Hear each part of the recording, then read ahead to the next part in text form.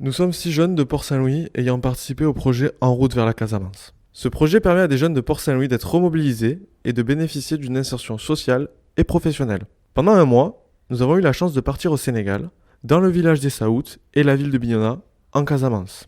Nous avons été en immersion dans des familles sénégalaises et nous avons travaillé sur plusieurs chantiers pour améliorer le quotidien de la population. Grâce à ce projet, nous avons fait la découverte d'un nouveau pays, d'un nouveau logement et donc d'une nouvelle manière de vivre. Cela nous a permis de réfléchir encore plus à cette question. Et toi, que veux-tu pour ton logement ?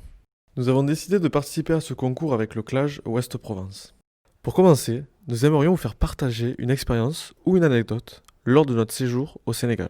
Le moment qui m'a le plus marqué, je dirais que c'est les repas. Les repas, de par la différence où toujours la cuisine se fait à l'extérieur, jamais vraiment de cuisine à l'intérieur. Pour patienter aussi au niveau du repas, beaucoup de musique, de danse, très convivial, très chaleureux. Et après, on mangeait tous ensemble dans le même bol. Donc c'est vrai que c'est totalement différent de chez nous et c'est quelque chose qui m'a le plus marqué, on va dire. L'une des choses qui m'a le plus marqué lors du voyage au Sénégal, c'était les jours de pêche, un moment de partage mais aussi de détente après les chantiers. Mais avant tout, quelque chose de très important puisque c'est ce qui permettait au village de se nourrir aussi. Donc c'était un moyen de se détendre, mais c'était quelque chose à prendre au sérieux aussi. Et on a beaucoup rigolé et c'était vraiment très agréable. Jamais je n'aurais pensé faire la rencontre du roi du village de Tessaout. J'espère le voir dans les années suivantes. C'était un moment de joie que je n'oublierai pas. Les moments que j'ai adorés là-bas, c'était les partages que j'avais avec ma mère et mon grand-père de ma famille sénégalaise, que je n'avais plus en France. Cela m'a fait énormément du bien. Pour moi, le Sénégal, c'était que du bonheur. Les moments que j'ai préférés, c'était les moments dans les familles, ainsi que ceux dans les jardins des femmes. Les moments de partage entre groupes, entre nous. J'espère y retourner l'année prochaine. Cette expérience a enrichi notre vision du logement. Nous avons alors demandé aux enfants sénégalais et français de nous dessiner leur maison idéale.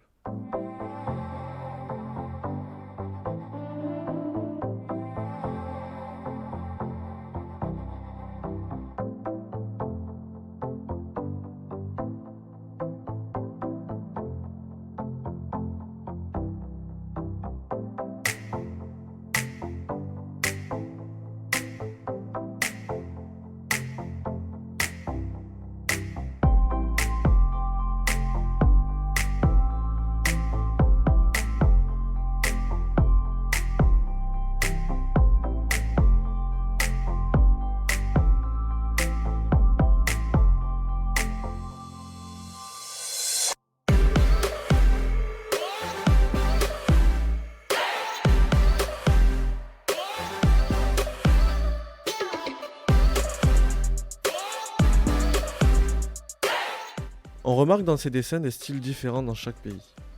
Mais une valeur universelle en ressort, la famille. C'est une valeur qu'on retrouve aussi chez les adultes que nous avons interrogés.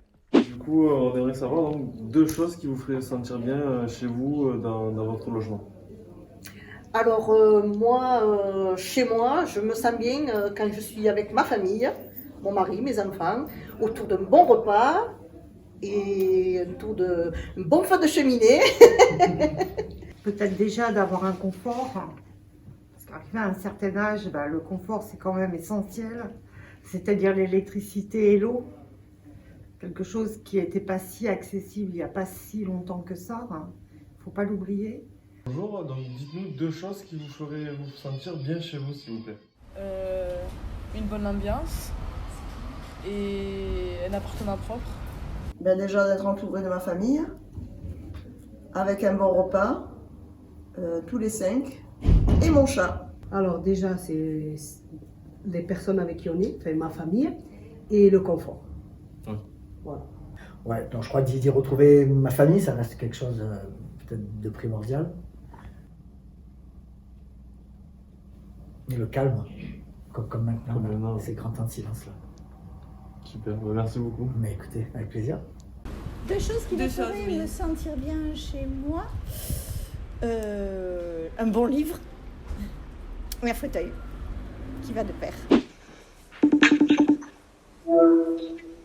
Salut les jeunes, on a une question. Et vous voulez quoi pour votre logement? Pour nous, le logement, c'est ça. Nous avons créé un logement idéal avec les idées de notre groupe. On a utilisé des matières premières, comme le bois et la pierre, pour l'extérieur et l'intérieur de la maison. C'est une solution plus écologique qui permet de faire travailler les artisans locaux. À l'extérieur, nous avons une grande cour avec de la végétation, un jardin et des jeux pour les enfants. À l'intérieur, le salon est très spacieux pour recevoir les amis, la famille. Et il y a une autre pièce où la couleur de l'éclairage peut être modifiée et tamisée. Cela permet de créer plusieurs ambiances où l'on peut lire, regarder des films, jouer aux jeux vidéo et se reposer. Pour nous, le logement a un côté matériel et confort comme nous venons de le dessiner. Mais c'est également un lieu, un repère accueillant, chaleureux et familial.